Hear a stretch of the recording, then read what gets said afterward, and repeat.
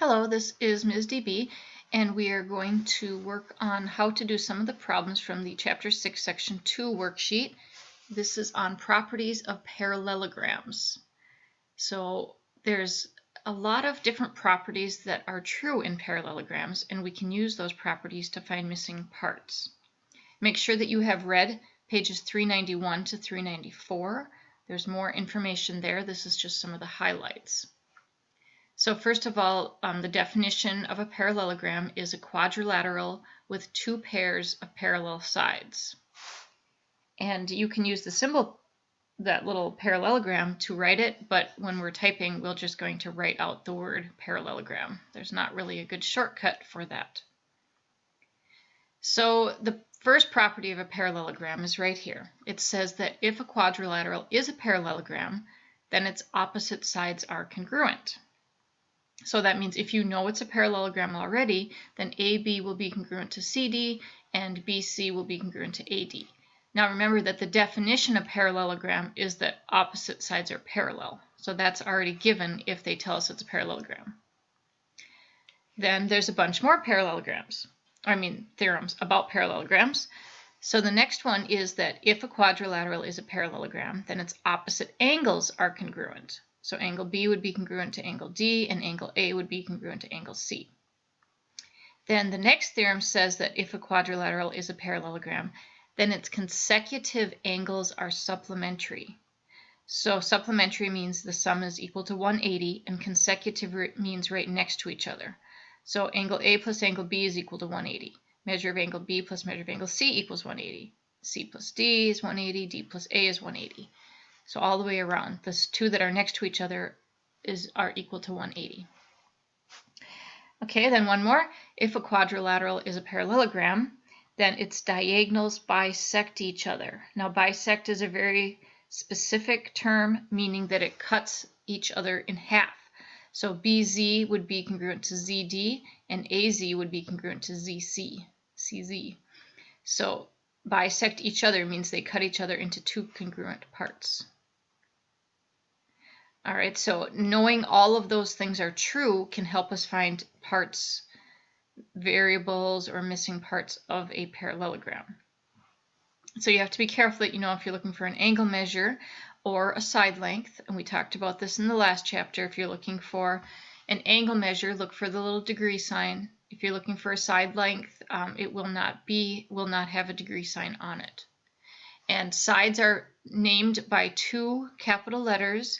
Angles are named with either 1 or 3 capital letters, depending on if the angle is easy to identify by itself. You can just use the 1 capital letter. So on the F is missing here. On number 1 and 2, we're going to find each measure. Number 1 is very similar to problem A up here, and number 2 is similar to B, so you can use that to look back as you need. Measure of angle D. These two are supplementary, so you'll be setting it up like this. The sum of those two angles is 180, and this one's even easier than this one because it's just 110 plus. You can call this X if you want. Let me get my pen here. Measure of angle D. You can call it measure of angle D, or you could put a variable in there. That's supposed to be an X. And then you just know that 110 plus X equals 180. In number 1, we're looking for side AB. We can call that X if you want. We have a theorem that says if it is a parallelogram, which it is because opposite sides are marked parallel, then opposite sides are congruent. So you can just look here and find what would be equal to that one. What would be equal to X. All right, this one's a little bit trickier because there's lots of stuff going on in this one. So this is parallelogram L, M, and P. They tell us that it's a parallelogram. So all those theorems are true. What's true? Opposite sides are congruent. Also, opposite angles will be congruent. So this angle would be congruent to this angle would be congruent to this angle. Also, the diagonals bisect each other. That means that, let me use a different color here, that MQ would be congruent to QP, and also that LQ would be congruent to NQ.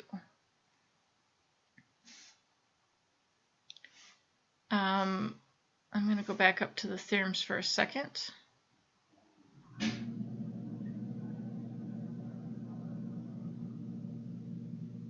All right, I think I got all the parts marked that I can figure out. Okay, so let's look at number 3 asks us to find side ML. That will just be able to be found from the figure. And number 4 also you can just find from the figure. Let's look at number 5. Number 5 asks us to find the measure of angle LPM. That's this angle right here. Now, I'm going to show what we've got going here. We've got parallel lines because it's a parallelogram. Here's a line that's parallel to this line. These two lines are parallel to each other. They are cut by a transversal. And I'm going to make this be my transversal. Here, let me try to draw that. There, that's kind of straight. If you have parallel lines cut by a transversal, then it is true that alternate interior angles are congruent. So way back from chapter 3. So that means that this angle up here will be congruent to this angle down here. So if you know the measure of one of those angles, then you'll know the measure of the other angle. So I can't quite read it, but I think it says 62 in there. So that angle measure is equal to the measure of the angle we were looking for, LPM. So this one would be 62 as well. Okay, LN, if LQ is 9 and QN is also 9 because the diagonals bisected each other, then you can add those together to find the length of LN. How about angle MLN? MLN, that's this angle right here. We can use the fact that we have parallel lines here. There's one parallel line, there's another parallel line, and they are cut by this transversal. So their alternate interior angles are congruent as well. So if you know this angle up here, then you'll also know this angle down here. And then the last one says QN, which is, I have to erase some of this. Oh, here, I'll move it over. QN is where?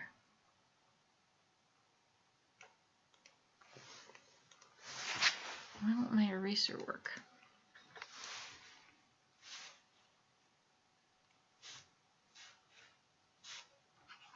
There we go.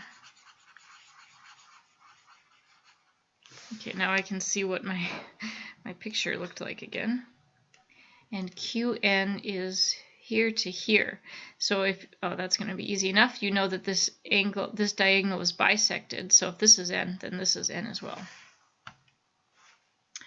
All right, so then on these problems, you're going to be doing the same thing, except with a little bit of algebra involved. So in number 9, we are looking for side CD, which is this side here, and I know that it's equal to this side EF. These two sides are going to be congruent because it's a parallelogram. So you're going to write an equation that those two expressions are equal to each other. And then you'll solve for W, and then plug back in. Once you know what W is, plug it back in for W so that you can find how long side CD is. And once you find CD, you'll know what EF is. That's just a freebie then. To find the measure of angle F, we know that this angle E plus this angle F are going to be supplementary. So if I write that 9Z minus 12 plus 3Z is equal to 180, then you can solve this equation, find what Z is, and then that will work for 11 and 12. You'll plug back to find the answer for 11. You'll plug it back in here for a measure of angle F, and for the measure of angle E in number 12, you'll plug it back in to this expression, 9Z minus 12. in number 13 through 16, we'll be using, first of all, that the diagonals bisect each other to find n. So for Vx, we know that n, first let's just do this over here. Let's find n. N plus 7 equals 3n. So we solve this for n. I'll subtract n from both sides. And then I'll divide by 2. So n is equal to 3.5. Now that I know that, I can answer lots of questions. Can you find side length of Vx? Yes, you can plug 3.5 in here and 3.5 in here, and then add those two answers together to get Vx.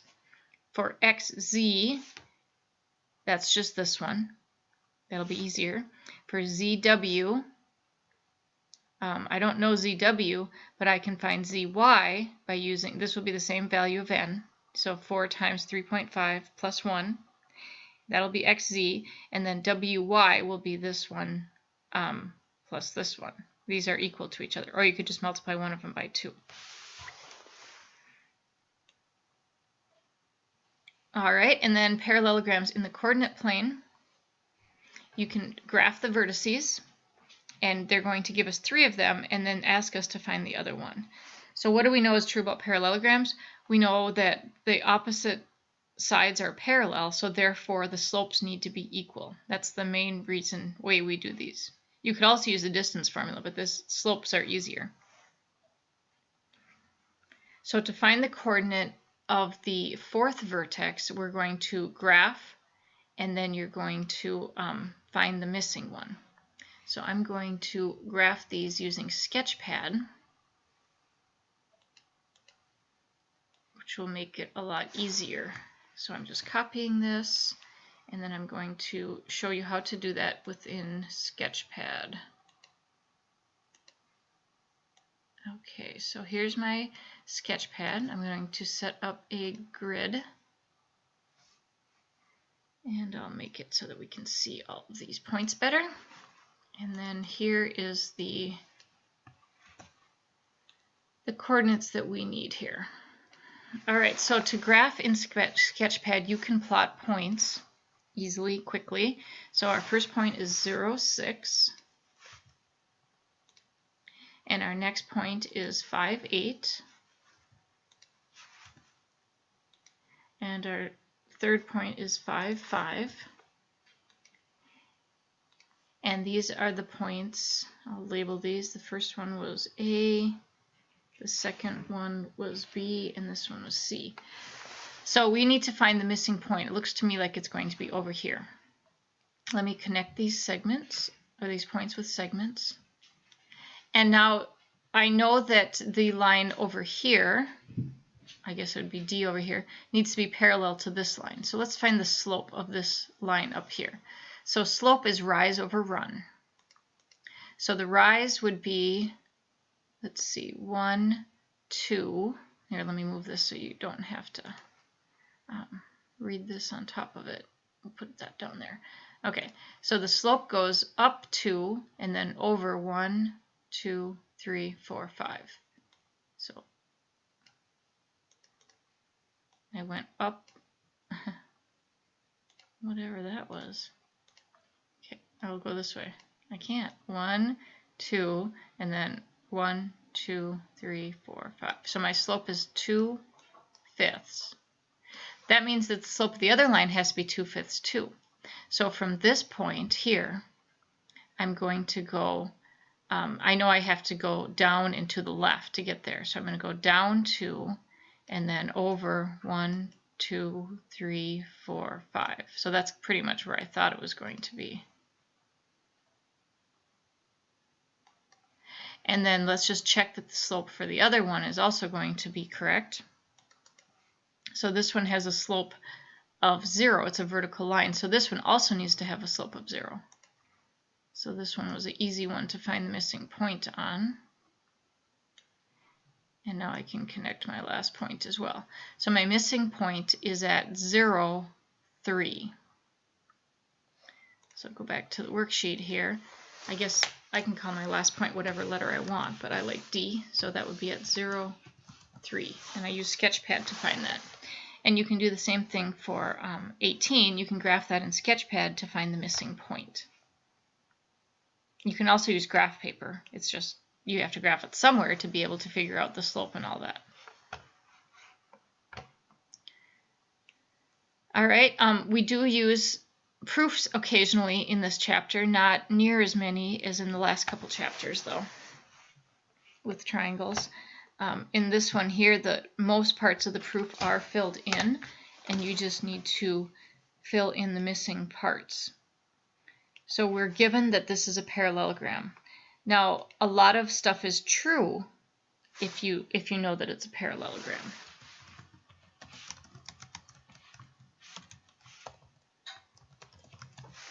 And we are going to be trying to prove that measure of angle DHG,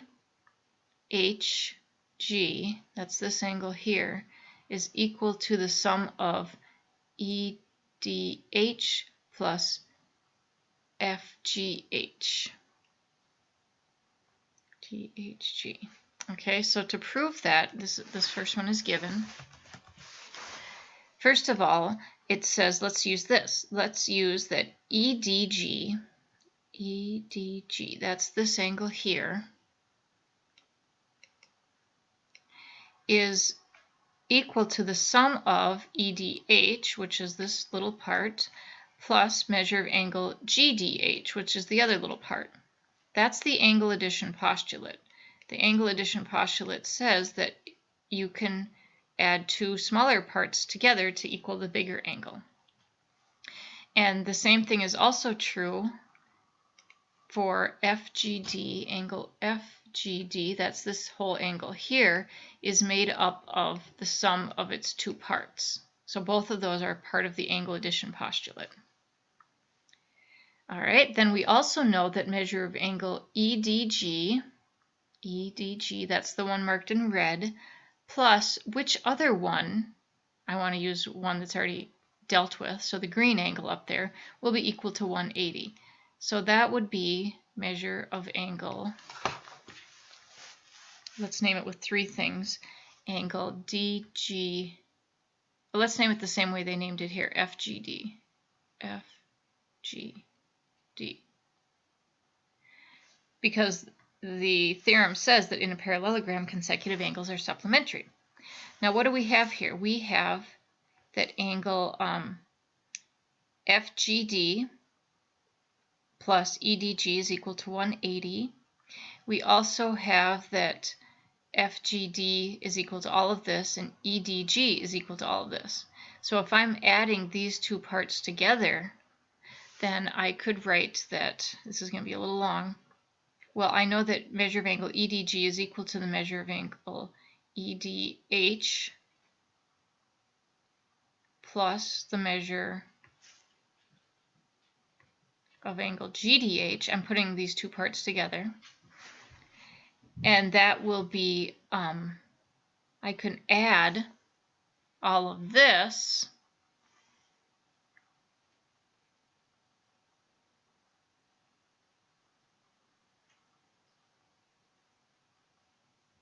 I'm just copying the two parts from number 2, and that'll be equal to 180 from number 3. Okay, so that's true. And then also they say, let's use the triangle sum theorem to see what parts of my triangle will be congruent. So I have that measure of angle GDH. Let me mark that in a different color. How about blue? Okay, I've got this angle plus what other two angles? This angle plus this angle would be equal to 180. No, it'd probably be this angle. That would be equal to 180 degrees because this little triangle here is the sum of all of those angles would be 180. So I've already got GDH, and then you need to put the other two in there. So one of those would be, let's see, DHG, GDH plus DGH, that's this one here, the one I marked 2, plus the one I marked 3 is DHG. That's equal to 180. So in number 4, I said there's these 4 things added together equals 180. And in number 5, I've got 4 things added together equals 180. So they're both equal to 180. So in the step 6, I just put those together, all those parts, they're both equal to 180. So you can use the transitive property to say that they're equal to each other. I'm not sure why my screen's going blank there. And then step 7 is on the next line. It says subtract the parts that are the same on either side. So do we have any parts that are the same on either side? We've got, I really don't know why it's doing that. I'll try not to touch that thing. Let's see, on both sides I have measure of angle GDH, so I can subtract that from both sides. On both sides we have measure of angle DGH, so I can subtract that from both sides. And then I'm left with what I was trying to prove, that measure of angle DHG is equal to the measure of angle EDH plus the measure of angle FGH. And that is what I was trying to prove, so that's what you write for number 7 right here, what I was trying to prove. Okay, well, my computer doesn't seem to like this proof very much, and it keeps blinking off and on here, so I will stop for today. Please let me know if you need any more help.